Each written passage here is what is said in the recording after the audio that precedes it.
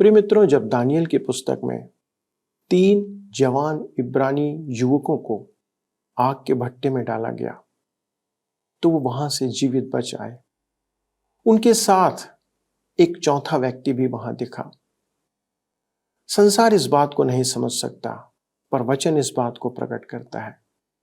क्या आप जानते हैं कि वो चौथा व्यक्ति कौन था और कैसे ये तीनों जवान उस आग से बचाए गए?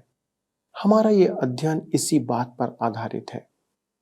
जानने के लिए मित्रों, हमारे साथ इस अध्ययन में शामिल हो जाएं और जानिए कि कैसे वे बचाए गए।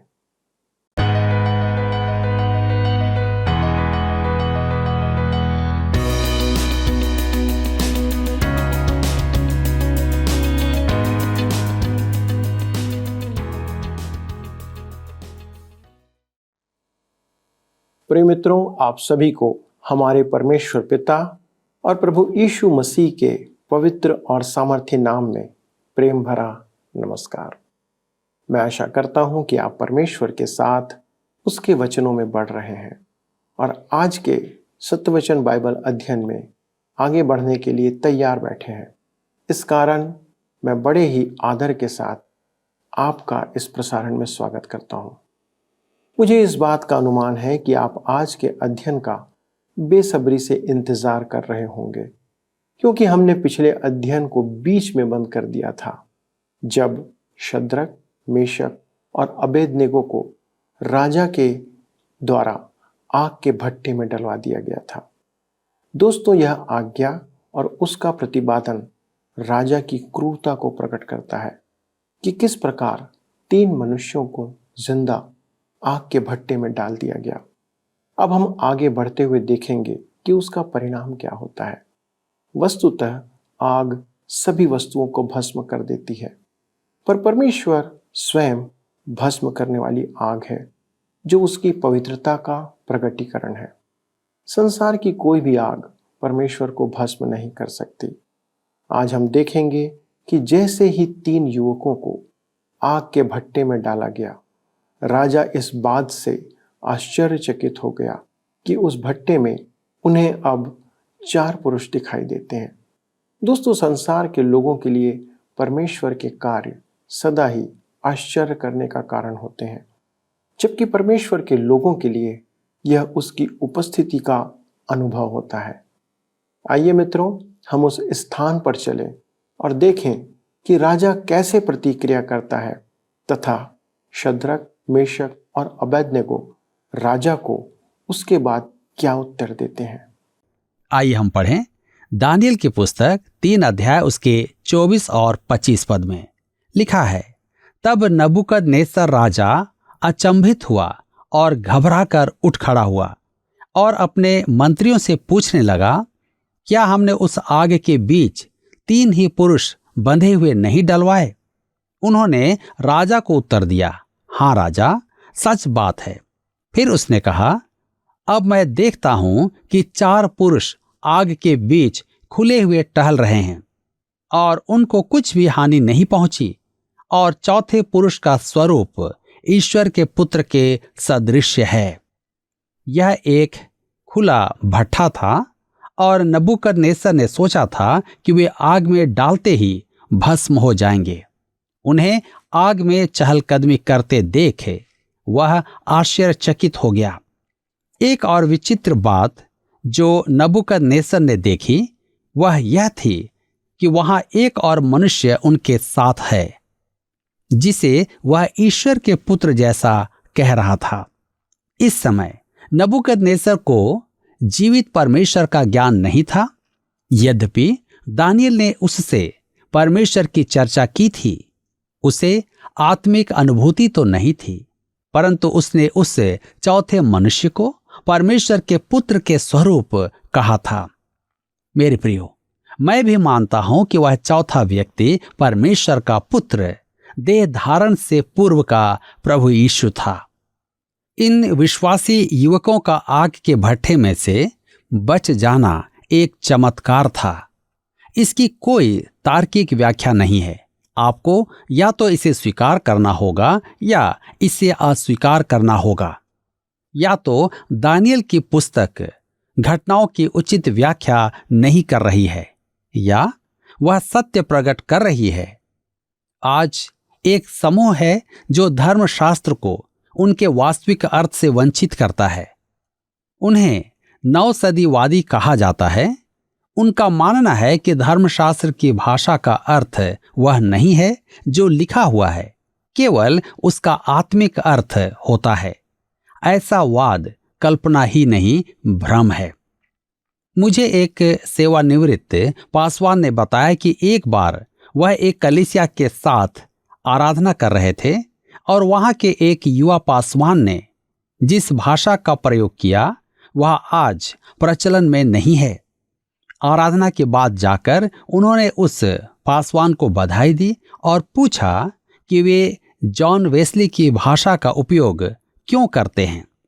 उसने कहा, मैं जॉन वेस्ली की भाषा तो काम में लेता हूं, परंतु उस अर्थ में नहीं जिस अर्थ में वह काम में लेता था। यह भ्रम उत्पन्न करता है कि किसी भाषा को उसके वास्तविक अर्थ से वंचित कर दिया जाए।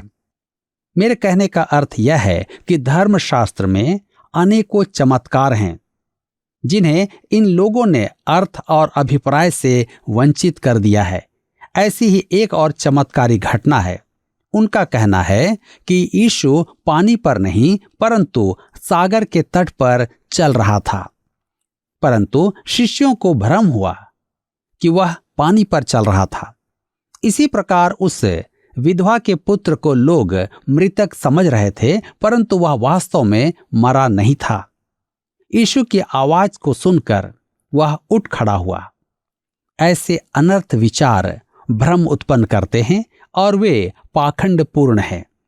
ऐसी स्थितिवश दो ही बातें हैं, या तो आप चमत्कारों को माने या ना माने। ऐसी भयानक आग में कोई बच नहीं सकता जब तक कि कोई चमत्कार या आश्चर्य कर्म ना हो। निश्चय ही वह एक चमत्कार था और चौथा व्यक्ति अलौकिक प्रभु यीशु मसीह ही था। हमें स्मरण रखना होगा कि यह महाक्लेश की भविष्यवाणी का चित्रण है। मेरे प्रियो, आग का भट्ठा महाक्लेश में कष्टों का प्रतीक है और नबूकदनेस्सर समुद्र से उदय होने वाला पशु है, ख्रिस्त विरोधी अंतिम विश्व शासक। यह मूर्ति प्रभु यीशु द्वारा व्यक्त घृणित वस्तु का प्रतीक है। ये तीन युवक उन विश्वासी इस्राएलियों का प्रतीक हैं जो महाक्लेश में बचाए जाएंगे। रोचक बात तो यह है कि इस संपूर्ण घटना में दानियल कहीं नहीं है। इसका कारण है कि वह न्यायमूर्ति ही नहीं परंतु बेबीलोन का प्रधानमंत्री भी था। वह सरकारी काम से बाहर गया हुआ था। दानियल महाक्लेश से पूर्व उठा लिए जाने वाले विश्वासियों का प्रतीक है। यह कैसा अद्भुत चित्रण यहाँ प्रस्तुत किया गया है। यहाँ चौथा व्यक्ति प्रभु यीशु है जो उनके साथ भट्ठे में था। वह महाक्लेश में भी उनके साथ रहेगा जो उसके हैं। मेरे मित्रों, आज वह हमारे साथ हमारे कष्टों और परेशानियों में उपस्थित है। यूहन्ना रचित सुसमाचार 16 अध्याय उसके 33 पद में वह कहता है, मैंने ये बातें तुमसे इसलिए कही हैं कि तुम्हें मुझ में शांति मिले। संसार में तुम्हें क्लेश होता है, परंतु ढाढ़स बांधो, मैंने संसार को जीत लिया है। मत्ती रचित सुसमाचार 28 अध्याय उसके 20 पद में वह कहता है, और उन्हें सब बातें जो मैंने तुम्हें आज्ञा दी है मानना सिखाओ, और देखो मैं जगत के अंत तक सदा तुम्हारे संग हूं। यह प्रतिज्ञा है कि वह न तो अपनों को अकेला छोड़ेगा और न ही उन्हें त्यागेगा। हम आगे पढ़ते हैं दानियल की पुस्तक से 3 अध्याय उसके 26 और 27 पद में लिखा है, फिर नबूकदनेस्सर उस धधकते हुए भट्ठे के द्वार के पास जाकर कहने लगा, हे शद्रक, मेशक और अबेदनगो, हे परम प्रधान परमेश्वर के दासों, निकल कर यहाँ आओ। यह सुनकर शद्रक, मेशक और अबेदनगो आग के बीच से निकल आए। जब अधिपति, हाकिम, गवर्नर और राजा के मंत्रियों ने जो इकट्ठे हुए थे उन पुरुषों की ओर देखा, तब उनकी देह में आग का कुछ भी प्रभाव नहीं पाया और उनके सिर का एक बाल भी न झुलसा, न उनके मोजे कुछ बिगड़े, न उनमें जलने की कुछ गंध पाई गई। मेरे प्रियो, नबूकदनेस्सर स्वीकार करता है कि ये तीनों परम प्रधान परमेश्वर के सेवक हैं। मेरे विचार में वह परमेश्वर के ज्ञान के निकट आ रहा था। वे तीनों आग से बाहर आए। उनके न तो कपड़े जले थे और न ही बाल झुलसे थे। उनके वस्त्रों से आग की गंध भी नहीं आ रही थी। यह एक अति स्पष्ट चमत्कार और आश्चर्यकर्म है। अब हम आगे देखते हैं इब्रानियों के परमेश्वर के प्रति नबूकदनेस्सर की घोषणा। दानियल की पुस्तक 3 अध्याय उसके 28 से 30 पद में आगे लिखा है, नबूकदनेस्सर कहने लगा, धन्य है शद्रक, मेशक और अबेदनगो का परमेश्वर, जिसने अपना दूत भेजकर अपने इन दासों को इसलिए बचाया क्योंकि इन्होंने राजा की आज्ञा ना मानकर तुझी पर भरोसा रखा और यह सोचकर अपना शरीर भी अर्पण किया कि हम अपने परमेश्वर को छोड़ किसी देवता की उपासना या दंडवत ना करेंगे। इसलिए अब मैं यह आज्ञा देता हूं कि देश देश और जाति जाति के लोगों और भिन्न भिन्न भाषा बोलने वालों में से जो कोई शद्रक, मेशक और अबेदनगो के परमेश्वर की कुछ निंदा करेगा, वह टुकड़े टुकड़े किया जाएगा और उसका घर घूरा बनाया जाएगा, क्योंकि ऐसा कोई और देवता नहीं जो इस रीति से बचा सके। तब राजा ने बेबीलोन के प्रांत में शद्रक, मेशक और अबेदनगो का पद और ऊंचा किया। नबूकदनेस्सर की इस घोषणा में व्यक्तिगत भावना तो नहीं है, परंतु वह जीवित परमेश्वर की सर्वशक्ति और इन तीनों युवकों को बचाने की उसकी सामर्थ को स्वीकार करता है। उसने स्वीकार किया और उसे विश्वास भी हो गया था कि उनका परमेश्वर उसके देवताओं से महान है। मेरे मित्रों, अगले अध्याय में हम उसके मन फिराव की गवाही देखेंगे। मेरे विचार में उसने जीवित परमेश्वर को ग्रहण कर लिया था, परंतु उसे अपने अन्य जातीय विश्वास एवं श्रद्धा से बाहर आने में समय लगा, क्योंकि वह उसमें लिप्त हो चुका था। ये तीनों युवक एक बार फिर राजा नबूकदनेस्सर के अनुग्रह का पात्र बन गए थे। उन्हें 2 बार कठोर मृत्युदंड दिया गया था और दोनों बार परमेश्वर ने उन्हें चमत्कारी रूप से बचा लिया था और दोनों बार उनकी पदोन्नति हुई। ठीक इसी प्रकार से आज प्रभु यीशु मसीह अपने लोगों को सुरक्षित रखने में सामर्थी है। इस विचार से अनेकों को ढाढ़स बंधाना चाहिए।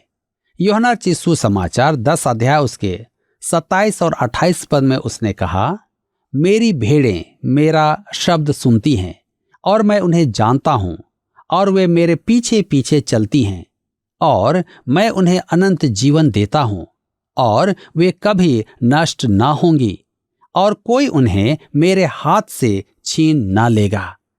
और यूहन्ना रचित सुसमाचार 17 अध्याय उसके 11 पद में वह कहता है, मैं अब जगत में ना रहूंगा परंतु ये जगत में रहेंगे और मैं तेरे पास आता हूं। हे पवित्र पिता, अपने उस नाम से जो तूने मुझे दिया है उनकी रक्षा कर कि वे हमारे समान एक हों। और आगे पद 15 में वह कहता है, मैं यह विनती नहीं करता कि तू उन्हें जगत से उठा ले, परंतु यह है कि तू उन्हें उस दुष्ट से बचाए रख। इब्रानियों के पत्री 7 अध्याय उसके 25 पद में भी लिखा है, वह उनका पूरा पूरा उद्धार कर सकता है, क्योंकि वह उनके लिए विनती करने को सर्वदा जीवित है। और फिर दूसरा तीमुथियुस की पत्री 1 अध्याय उसके 12 पद में पौलुस लिखता है, इस कारण मैं इन दुखों को भी उठाता हूं पर लजाता नहीं, क्योंकि मैं उसे जिस पर मैंने विश्वास किया है जानता हूं और मुझे विश्वास है कि वह मेरी धरोहर की उस दिन तक रखवाली कर सकता है। मेरे मित्रों, हम एक ऐसे संसार में वास करते हैं जिसमें हमें कष्ट उठाना स्वाभाविक है। परमेश्वर की संतानों में से कुछ निश्चय ही आग के भट्ठे में डाले जाते हैं, परंतु वह उन्हें वहां भी सुरक्षित रखने में सामर्थी है। वह उन्हें बाहर भी निकाल लाएगा। हम प्रभु पर वैसा भरोसा नहीं रखते जैसा हमें आवश्यक है। हमारा विश्वास इन तीनों इब्रानी युवकों के बराबर नहीं है। यहां इसी के साथ अध्याय 3 समाप्त होता है और अब हम अपने अध्ययन को अध्याय 4 से जारी रखेंगे। इसका विषय है नबूकदनेस्सर की गवाही। नबूकदनेस्सर ने एक वृक्ष का स्वप्न देखा। दानियल द्वारा स्वप्न का अर्थ बताया जाना। नबूकदनेस्सर का मानसिक विकार, स्वप्न की पूर्ति और नबूकदनेस्सर का पुनरुद्धार। मेरे मित्रों, इस अध्याय में हम नबूकदनेस्सर के बारे में प्राप्त जानकारी से अधिक और भी जानकारियां प्राप्त करेंगे। नबूकदनेस्सर एक प्रकार के मानसिक रोग से ग्रस्त था। यह अध्याय बेबीलोन के इतिहास से निकाली गई जानकारी है। आज उसका यह मानसिक असंतुलन पहचान लिया गया है और पता चलता है कि अनेक विश्व शासक इस मानसिक रोग से ग्रस्त रह चुके हैं। हमारे आज के युग में मानसिक समस्याओं और असामान्य व्यवहारों पर बहुत अधिक ध्यान दिया जा रहा है। मैं कभी कभी सोचता हूं कि इस संसार में ऐसा कौन है जो मानसिक रूप से संतुलित है। कोई मनोवैज्ञानिक कहेगा कि अधिकांश मनुष्य सामान्य हैं, बस कुछ एकाध बार ही असामान्य व्यवहार करते हैं। परंतु सच तो यह है कि मानदंड बहुसंख्या के आधार पर निर्धारित किया गया है। यदि इसके प्रति कुछ लोग विपरीत प्रतिक्रिया दिखाएं तो यह असामान्य व्यवहार है। ऐसा अंतर निराधार है। आज संसार में कौन कह सकता है कि बहुमत जो करता है वह सामान्य व्यवहार है? यह वाद विवाद का एक अति उत्तम विषय है। मेरे विचार में यह कहना कि बहुसंख्या जो व्यवहार करती है वह सामान्य व्यवहार है, विजयी पक्ष होगा। कवि एवं नाटककार शेक्सपियर के नाटक हैमलेट में हैमलेट को डेनमार्क से इंग्लैंड भेजा गया क्योंकि उनके विचार में उसका मानसिक संतुलन ठीक नहीं था और इंग्लैंड में उनकी समझ में हर एक मनुष्य पागल था। एक कहानी में नायक रात को सो नहीं पाता था क्योंकि उसे सदैव यही भय रहता था कि उसके पलंग के नीचे कोई छिपा है। वह रात में कई बार उठकर पलंग के नीचे देखता था। अतः वह मानसिक चिकित्सक के पास गया और अपनी समस्या सुनाई। चिकित्सक ने कहा, आपकी समस्या का समाधान हो जाएगा, परंतु समय लगेगा। आपको 10 परामर्श सत्रों में आना होगा और प्रत्येक सत्र का शुल्क 1250 रुपये होगा। उसने कहा, मुझे सोचने का समय दीजिए, और वह लौटकर नहीं आया। कई सप्ताह बाद एक दिन सड़क पर डॉक्टर की उससे भेंट हुई। डॉक्टर ने उससे पूछा कि वह उपचार के लिए क्यों नहीं आया। उस व्यक्ति ने कहा कि वह एक बढ़ई मित्र की सहायता से स्वस्थ हो गया है। उसने जब अपने बढ़ई मित्र को अपनी समस्या बताई तब उसने कहा कि वह उस समस्या का समाधान कर सकता है, और वह आरी लेकर उसके घर आया और पलंग के पाए काट दिए। अब वह व्यक्ति मेरे पलंग के नीचे नहीं छिप सकता। अतः मेरे विचार में हम में से अधिकांश जन मानसिक समस्याओं के शिकार हैं, परंतु नबूकदनेस्सर के साथ कुछ गंभीर समस्या थी जिसे हम आगे देखते हैं। मेरे मित्रों, यहां पर हम देख रहे हैं कि नबूकदनेस्सर मानसिक तनाव में है और यही कारण है कि हम आगे इसके बारे में और भी महत्वपूर्ण बातों को देखेंगे। मित्रों, जैसा कि राजा ने देखा और उसके अन्य कर्मचारियों ने भी देखा, उस आग के भट्टे में 4 पुरुष दिखाई देते हैं। वह चौथा पुरुष कोई और नहीं पर हमारा प्रभु यीशु मसीह है, जिसने वादा किया है कि देखो, मैं जगत के अंत तक तुम्हारे साथ हूं, मैं तुम्हें ना तो छोड़ूंगा और ना त्यागूंगा। दोस्तों, उसकी उपस्थिति सदा उसके लोगों के साथ बनी रहती है। यशायाह 43 उसके दूसरे पद में परमेश्वर ने कहा है, जब तू जल में होकर जाए मैं तेरे संग रहूंगा, और जब तू नदियों में होकर चले तब वे तुझे ना डुबा सकेंगी। जब तू आग में चले तब तुझे आंच ना लगेगी, और उसकी लौ तुझे ना जला सकेगी। दोस्तों, परमेश्वर ने अपनी प्रतिज्ञा उसके जीवन में पूरी की। जब हम परमेश्वर के वचनों के प्रति विश्वास योग्य रहते हैं, तब परमेश्वर अपनी प्रतिज्ञाओं को पूरी करने में कभी नहीं चूकता है। देह धारण के पूर्व का हमारा प्रभु यीशु की उपस्थिति उनके साथ थी। आज अनेक विश्वासियों का यह अनुभव है कि वे परमेश्वर की अलौकिक उपस्थिति को अपने जीवन में अनुभव कर चुके हैं, क्योंकि वह सच्चा है और विश्वास योग्य भी है। मित्रों, आप सदा स्मरण रखें कि परमेश्वर की सुरक्षा का हाथ सदा उसके लोगों के ऊपर बना रहता है।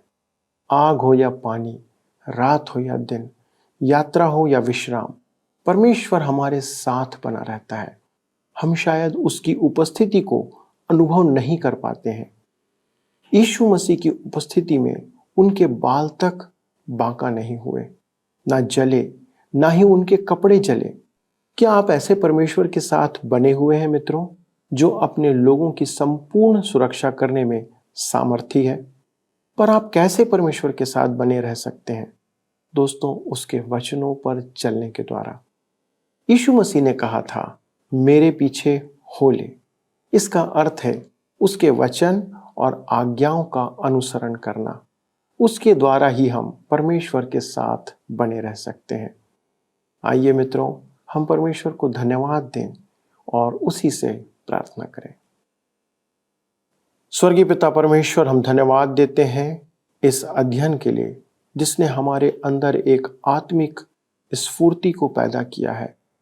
जब हम इन घटनाओं को पढ़ते हैं, सुनते हैं, तो हमें भी ये विश्वास होता है कि जैसे आपने उन लोगों की सुरक्षा अपने हाथों में बनाए रखा, आज हमारी भी सुरक्षा आपके हाथों में है।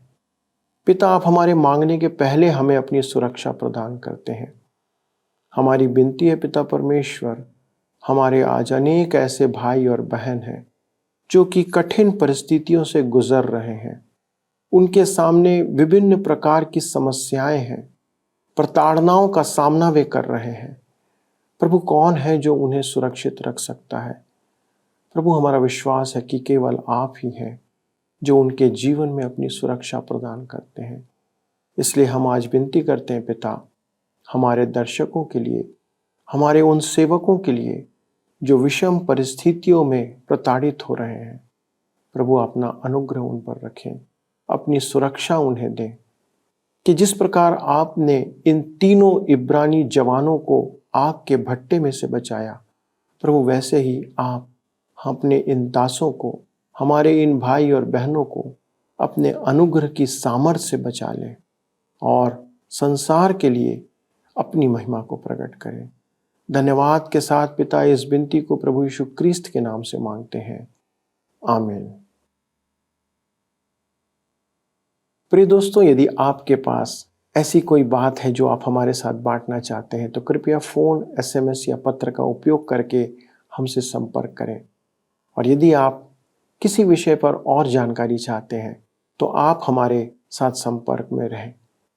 हमारे कार्यक्रम YouTube पर भी उपलब्ध है, इसलिए आप वहां जाकर इन्हें फिर से देख सकते हैं और अपने दोस्तों के साथ इसे बांट सकते हैं। अगले प्रसारण तक परमेश्वर के अनुग्रह में बने रहें और उससे प्रार्थना करते रहें। प्रभु आपको आशीष दे। आइए अब हम प्रश्न को देखें। पिछले प्रश्न का उत्तर है सी, पहली। शद्रक, मेशक और अबेदनगो को आग के भट्ठे में डाले जाने के संदर्भ में हम परमेश्वर द्वारा इसराइल को दी गई पहली आज्ञा को स्मरण करते हैं। आज के अध्ययन पर आधारित प्रश्न है, दानियल अध्याय 3 में आग का भट्ठा किस बात का प्रतीक है? ए. संसार का, बी. महाक्लेश के कष्टों का, सी. ख्रीस्त विरोधी का, डी. अविश्वासियों का। मित्रों, इस प्रश्न का उत्तर हमें कल सुबह 6 बजे से पहले विकल्प ए, बी, सी या डी के साथ अपना नाम, पता, स्थान के साथ 9651433397 पर SMS या WhatsApp करें। क्या आपको यह कार्यक्रम पसंद आया? अभी हमें एक मिस कॉल करें और आप अगले विजेता हो सकते हैं।